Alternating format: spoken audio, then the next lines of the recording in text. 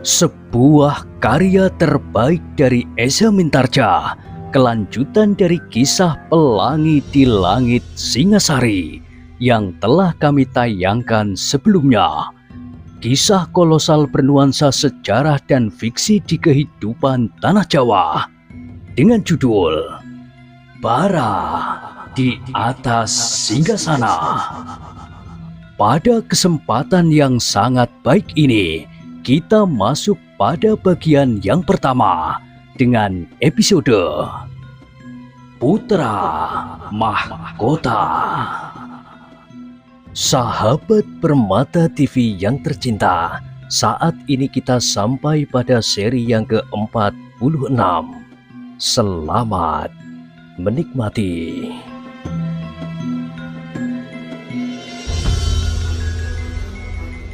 Di akhir kisah sebelumnya disebutkan, sejenak Mahesa Agni duduk di padepokan itu. Di dalam percakapan berikutnya, terasa bahwa kuda sempana kini benar-benar sudah menjadi kuda sempana yang baik. Apalagi adik seperguruannya. Rasa-rasanya ia adalah seorang yang jujur dan lurus hati. Karena itu, hampir tanpa sesadarnya, ia bercerita tentang perjalanannya. Ia merasa seolah-olah telah disingkirkan dari istana karena kecurigaan bahwa ia berada terlampau dekat dengan putra mahkota. "Mungkin itu hanya sekedar perasaanmu saja, Agni," berkata kuda sempana. Tidak. Aku berkata sebenarnya. Suara Mahesa Agni merendah. Tetapi mungkin juga hanya sekedar perasaanku saja. Kau telah menerima suatu kehormatan besar, bahwa kau yang harus menjabat pangkat itu, seolah-olah kau menjadi wakil raja. Mahesa Agni mengangguk-anggukkan kepalanya. Tetapi hal itu sama sekali tidak mengherankan. Kau adalah orang yang paling pantas menerima jabatan itu sekarang. Kau salah seorang panglima yang ikut memecah Kediri, dan kau adalah saudara Tuan Permaisuri. Mahesa Agni masih mengangguk-anggukkan kepalanya.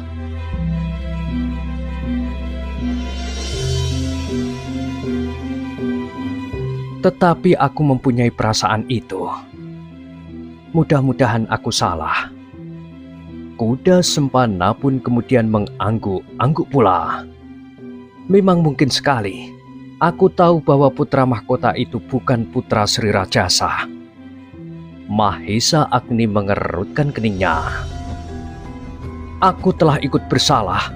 Akulah yang mula-mula menjerumuskan Ken Dedes ke dalam jalan hidupnya yang suram sampai saat ini.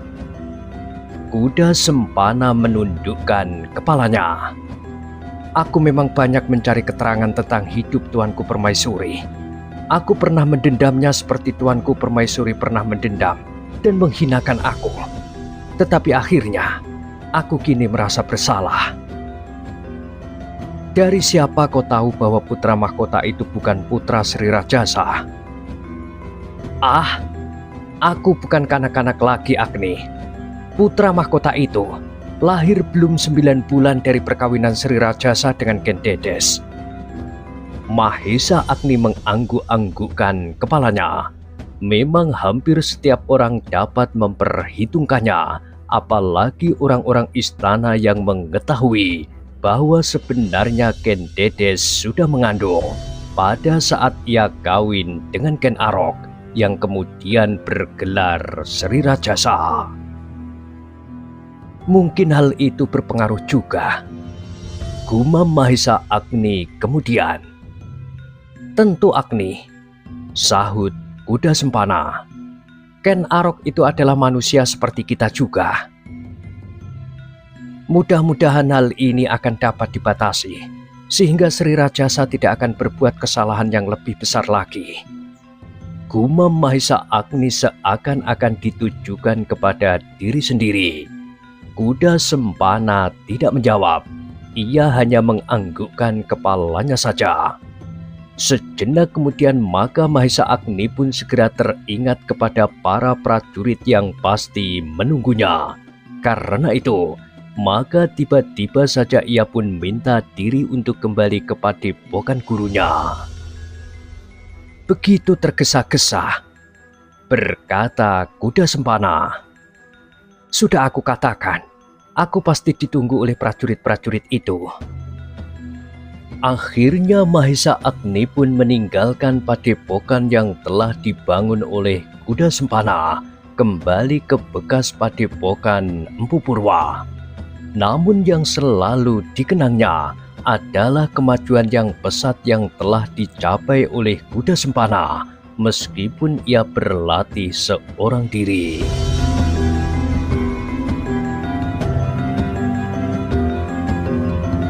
Seluruh hidupnya hanya diperuntukkan untuk mendalami ilmunya, berkata Mahesa Agni kepada diri sendiri. Apakah ia masih mempunyai suatu cita-cita atau sekedar melepaskan diri dari kenangan masa lampaunya yang kelam? Tetapi Mahesa Agni mempercayainya bahwa kuda sempana yang telah mengalami suatu saat yang paling pahit, dan dengan pengalaman itu ia telah mencari jalan yang terang, tidak akan dengan mudah terperosok lagi ke dalam keadaan itu. Ketika Mahesa Agni sampai di bekas padepokan Empu Purwa, dilihatnya beberapa orang prajurit telah menjadi gelisah dan berjalan hilir mudik di halaman. "Ah, kami hampir tidak sabar menunggu," berkata salah seorang dari mereka ketika mereka melihat Mahesa Agni memasuki regol halaman. "Aku pergi ke sungai," sahut Mahesa Agni. Para prajurit itu saling berpandangan sejenak, lalu mereka tersenyum bersama-sama. "Apakah sungai itu jauh?" bertanya salah seorang dari mereka pula. "Tidak terlampau jauh, tetapi aku sempat mengenang masa kanak-kanak mencari ikan di bawah rumpun batu atau memet di bawah tebing."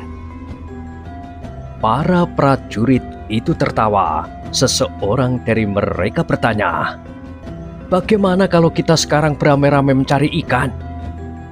"Kalau kita sekarang mencari ikan, sudah tentu bukan ikan di sungai itu," sahut Mahesa Agni. Prajurit-prajurit yang lain pun tertawa pula mendengar jawaban itu. Selagi mereka berbicara dan berkelakar, maka datanglah seorang cantrik mendekati Mahesa Agni sambil berkata, "Makan telah kami sediakan." "Heh?" Mahesa Agni terkejut. "Tetapi hanya sekedarnya, nasi jagung dengan santan dan garam." "Enak sekali," desis salah seorang prajurit. Mahesa Agni menarik nafas dalam-dalam. Katanya, "Apakah kalian masih mempunyai simpanan jagung?" "Iya, di musim hujan kami sempat menanami pategalan. Bukan saja pategalan peninggalan Empu Purwa, tetapi pategalan yang telah ditinggalkan oleh pemiliknya yang berpindah ke padukuhan baru. Itu pun atas izin mereka, dan telah kami tanami pula, sehingga kami sempat menyimpan beberapa ontong jagung." Mahesa Agni mengangguk-anggukkan kepalanya. Para cantrik itu pasti sudah bekerja terlampau keras untuk dapat mencukupi kebutuhan mereka, dan kini mereka sempat menjamunya bersama beberapa orang prajurit dengan nasi jagung. Betapa enaknya makan di padepokan yang kering itu. Ternyata para cantrik telah menangkap dan menyembelih seekor ayam yang besar. Setelah mereka beristirahat sejenak setelah makan, maka Mahesa Agni pun segera minta diri untuk melanjutkan perjalanan. Mahesa Agni masih akan singgah di padukuhan Panawijen Baru di Padang Karautan dan akan bermalam di sana. Di keesokan harinya, mereka akan melanjutkan perjalanan ke Kediri. "Matahari sudah hampir tenggelam. kalian akan kemalaman di jalan," berkata seorang cantrik. "Sebelum tengah malam, kami pasti sudah sampai di Karautan." Para cantrik itu tidak dapat lagi mencegah Mahesa Agni dan para prajurit itu. Meskipun hari sudah mulai gelap, namun mereka berangkat juga meneruskan perjalanan mereka menuju ke Panawijen yang baru yang telah mereka bangun di padang Karautan.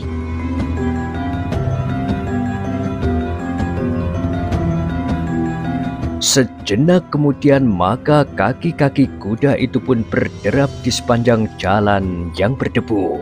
Tetapi tidak ada seorang pun lagi yang menjenggukkan kepalanya dari rumah di sebelah menyebelah jalan.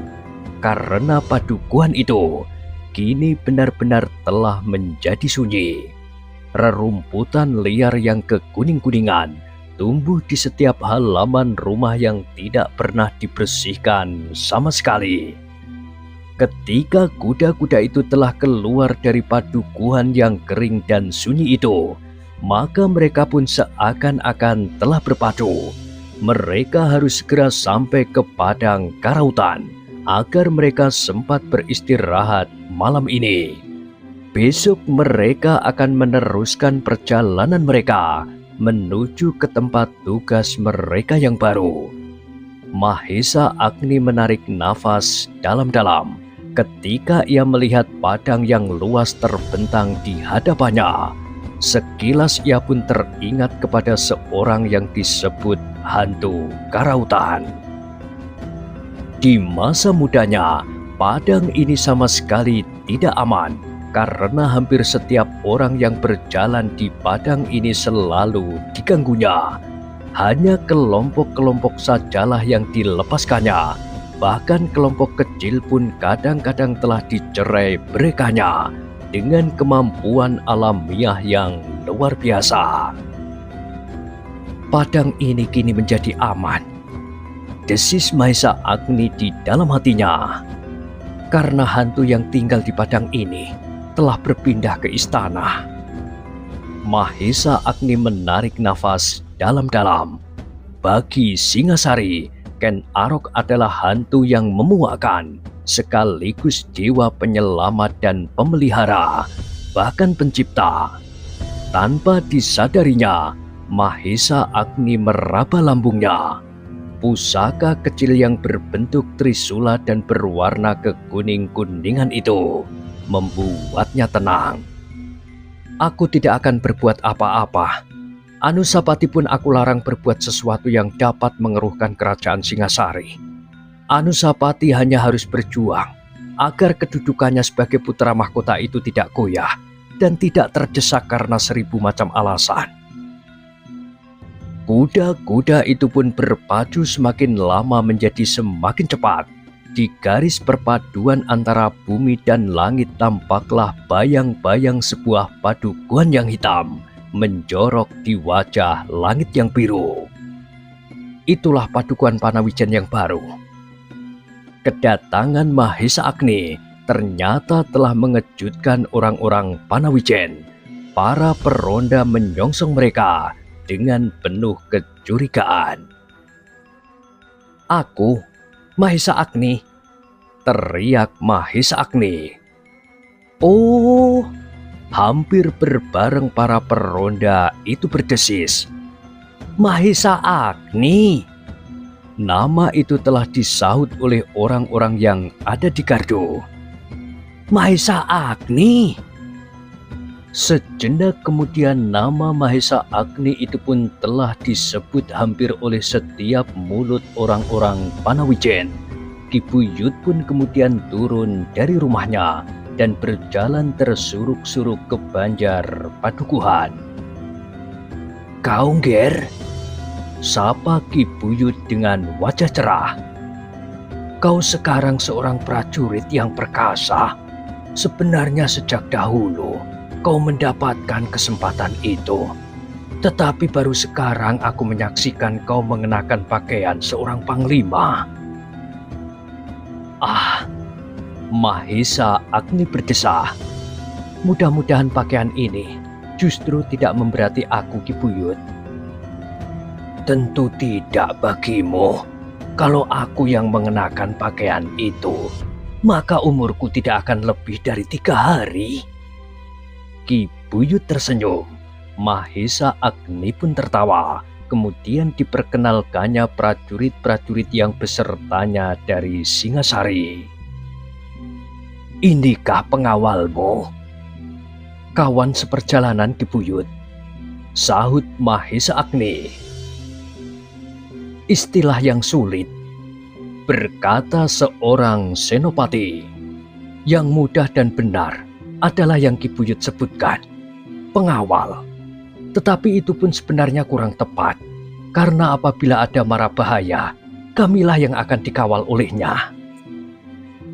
Para prajurit, Ki Buyut, Mahesa Agni dan orang-orang Panawijen yang mendengarnya tertawa karenanya.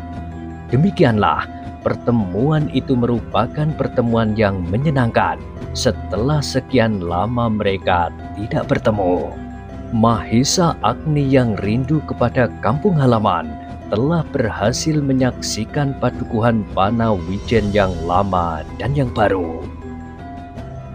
Aku singgah di padukuhan lama, berkata Mahesa Agni. Apakah kau bertemu dengan kuda sempana? Bertanya Ki Buyut. Iya, selagi aku pergi ke bekas bendungan itu. Ialah sebenarnya yang kini menunggu padukuhan itu. Mahesa Agni mengangguk-anggukkan kepalanya. Tetapi ia akan menjadi anak yang baik. Aku singgah sejenak ke padepokannya.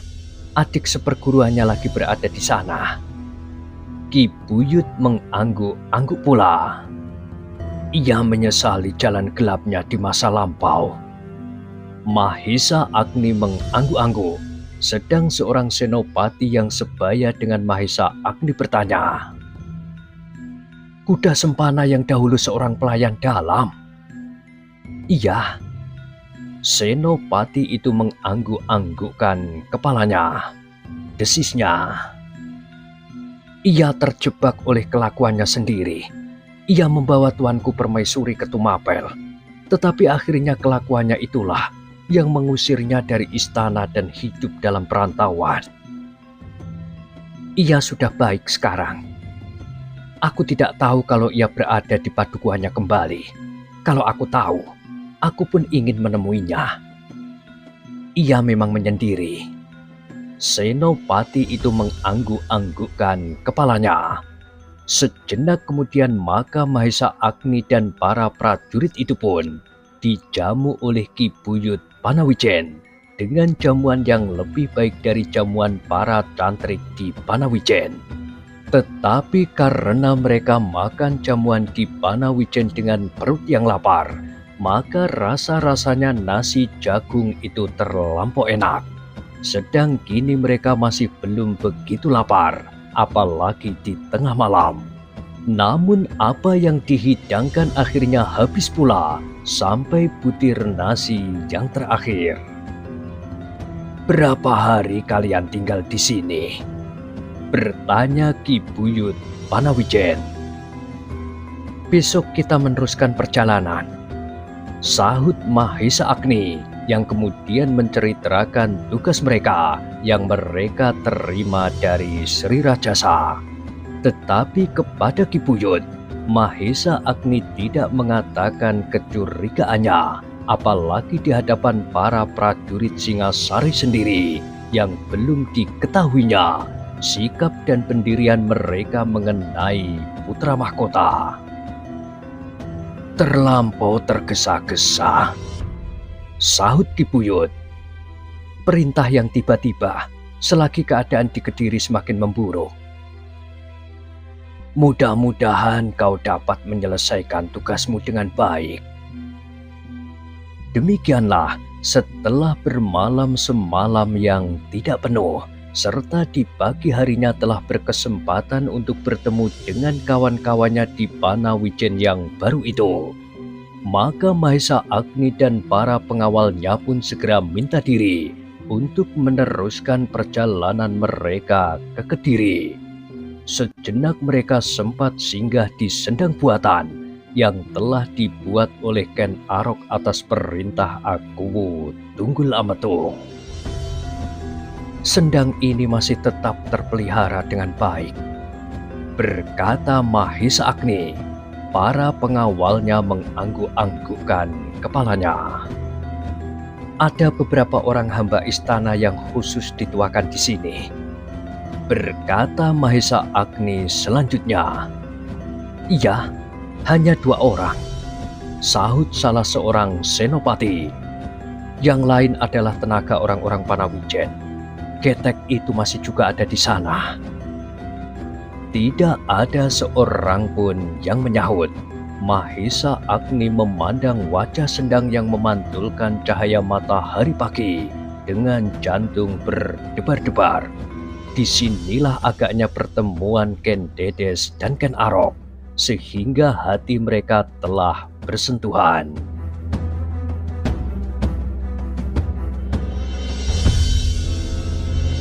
Kini danau buatan ini seakan-akan menjadi kesepian sendiri. Tidak pernah lagi ada seseorang keluarga istana pun yang bercengkrama di sini. Ken Dedes pun tidak pernah. Mungkin ia tidak mau mengenangkan masa-masa lampaunya yang tidak begitu cerah, bahkan sampai saat ini pun. Kasihan anak itu, desis Mahisa Agni di dalam hatinya. Seandainya anak itu tetap berada di padepokan dan kawin dengan Wiraprana, mungkin keadaannya akan jauh berbeda. Tetapi tidak seorang pun yang dapat menghindarkan diri dari perjalanan hidup yang memang telah disuratkan oleh Yang Maha Agung.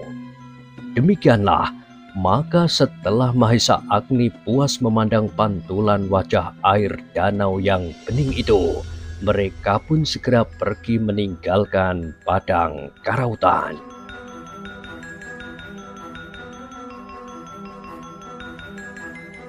Kedatangan Mahisa Agni di Kediri mendapat sambutan yang sangat meriah, baik oleh para petugas Singasari yang ada di Kediri, maupun oleh orang-orang Kediri sendiri. Setiap orang mengetahui bahwa Mahisa Agni adalah Kakanda Permaisuri dari Singasari, dan setiap orang tahu akan kemampuannya sebagai seorang panglima. Mahisa Agnilah yang mampu mengalahkan Guber Baleman tanpa menyakitkan hatinya. Tetapi Mahisa Agni pula lah yang selalu menyebut bahwa Guber Baleman, seperti juga Mahisa Walungan dan Sri Baginda Kertajaya sendiri, adalah pahlawan-pahlawan yang besar.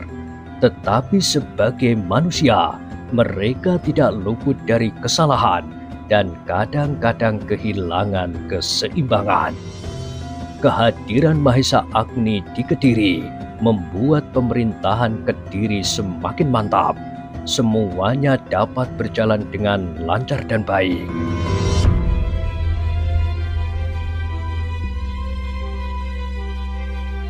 Adalah suatu kebijaksanaan bahwa Mahisa Agni tidak dengan tergesa-gesa melihat kekurangan dan penyimpangan dari sementara orang di dalam pemerintahan Kediri. Ia untuk sementara sama sekali tidak berbuat apa-apa kecuali mengikuti perkembangannya. Setelah hampir sebulan Mahisa Agni berada di Kediri, ia merasa heran bahwa ia tidak melihat keadaan yang disebutkan memburuk di Kediri. Mereka bahkan menjadi semakin baik, dan ikatan kesatuan dengan Singasari pun menjadi semakin terasa. Maka semakin kuatlah tanggapan Mahisa Agni bahwa dirinya memang telah disingkirkan dari istana Singasari. Itulah sebabnya maka Mahisa Agni menjadi semakin berprihatin. Ia tidak dapat mengerti apa saja yang telah dilakukan oleh Andusapati di Singasari. Apakah ia masih tetap melatih diri dan berusaha menguasai ilmunya baik-baik. Atau pada suatu saat, beberapa orang yang ditugaskan oleh Ken Umang untuk mengamat-amatinya dapat melihat kelebihannya. Kemudian dengan segala cara, ia pun akan disingkirkan atau apapun juga. Tetapi Mahesa Agni tidak dapat berbuat lain daripada berprihatin. Ia tidak dapat melawan perintah untuk tetap berada di Kediri, meskipun sebenarnya tidak ada yang pantas dikerjakan selain mengikuti perkembangan Kediri sebaik-baiknya.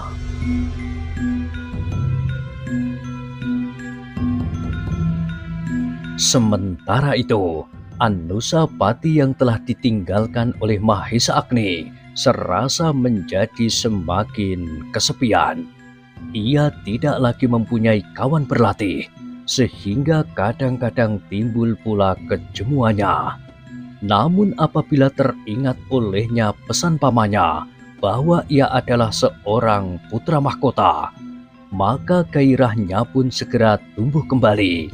Dengan tekun ia berlatih, bahkan kadang-kadang Anusapati diam-diam telah meninggalkan istana dan mencari tempat yang terpencil untuk melatih diri. Anusapati yang telah meningkat dewasa itu ternyata adalah seorang anak muda yang tangkas meskipun wajahnya selalu muram. Bahkan kadang-kadang di wajah itu membayang dendam yang tidak kunjung padam. Dengan bekal yang ada padanya, ia mencoba untuk menyempurnakan ilmunya. Setiap hari ia maju setingkat demi setingkat. Dasar-dasar ilmu Gundala Sosro yang telah dipelajarinya selalu dicobanya dan dimatangkannya. Kadang-kadang Anusapati pergi ke tebing sungai yang jauh dan sepi. Kalau ia sudah yakin bahwa tidak ada lagi orang yang menyaksikannya, maka mulailah ia berlatih dengan bersungguh-sungguh. Dipusatkannya segenap kemampuan dan pikiran di dalam latihan-latihan itu. Sekali-sekali dicobanya melepaskan kekuatannya pada tebing sungai dan batu-batu besar yang berserakan.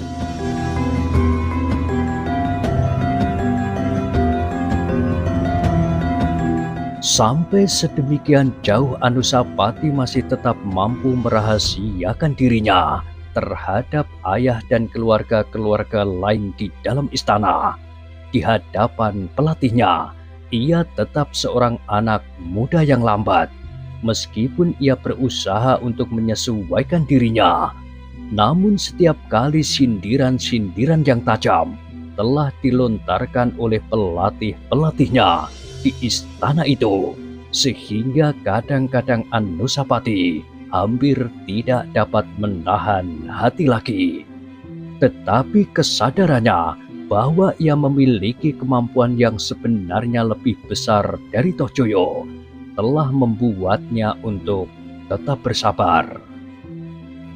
Dengan demikian maka Anusapati sebenarnya telah mendapat latihan lahir dan batin yang sebaik-baiknya.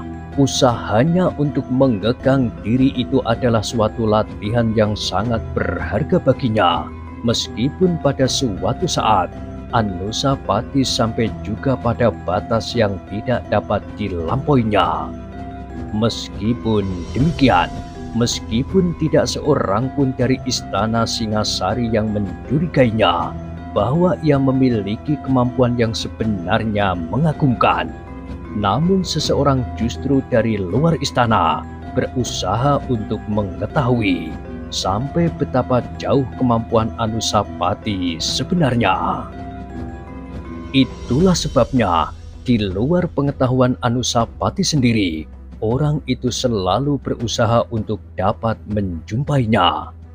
Dengan pengamatan yang cermat akhirnya orang itu dapat mengetahui bahwa setiap kali putra mahkota itu dengan menyamar diri keluar dari istana lewat regol-regol butulan atau bahkan kadang-kadang memanjat dinding, Dengan pakaian seorang gembala, ia pergi ke pinggir sungai dan di dalam kesepian, ia melatih diri menyempurnakan ilmunya. Gundala Sosro. Gemuruh bunyi tebing itulah yang memperkenalkannya dengan putra mahkota itu. Semula ia menyangka bahwa seseorang dari suatu perguruan yang tersembunyi telah mencoba memperbandingkan ilmunya dengan ilmu-ilmu yang telah dikenal. Tetapi setelah dengan tekun diikutinya, maka segera ia pun mengenal diri ilmu itu. Gundala Sosro. Inilah putra mahkota, murid Mahesa Agni itu, katanya di dalam hati. Sejak itu maka ia pun selalu mengikuti latihan-latihan Anusapati tanpa diketahui oleh anak muda itu.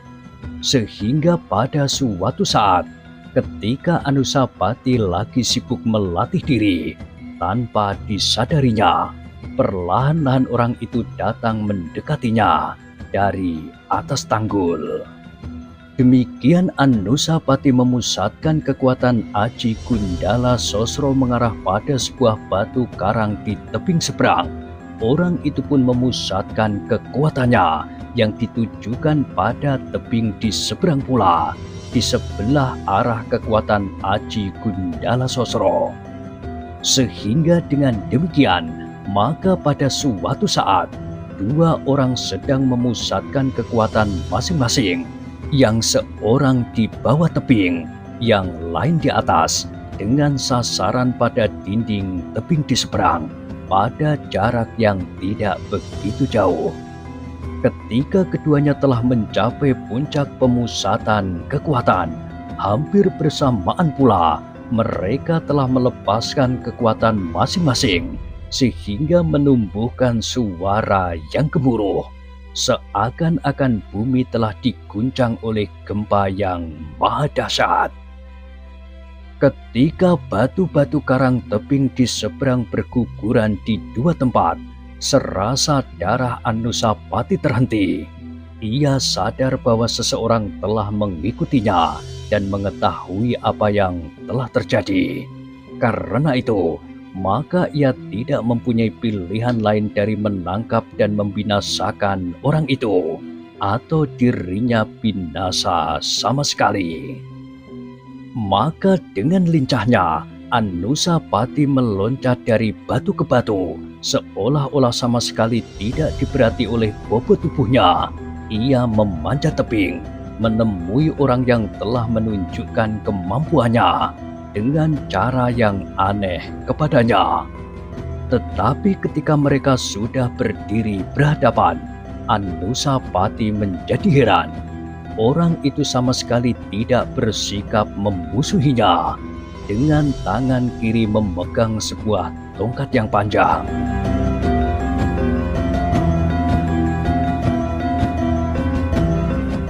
Nah, bagaimanakah kisah selanjutnya? Silahkan ikuti terus kisah Bara di Atas Singgasana pada kesempatan berikutnya. Sampai jumpa.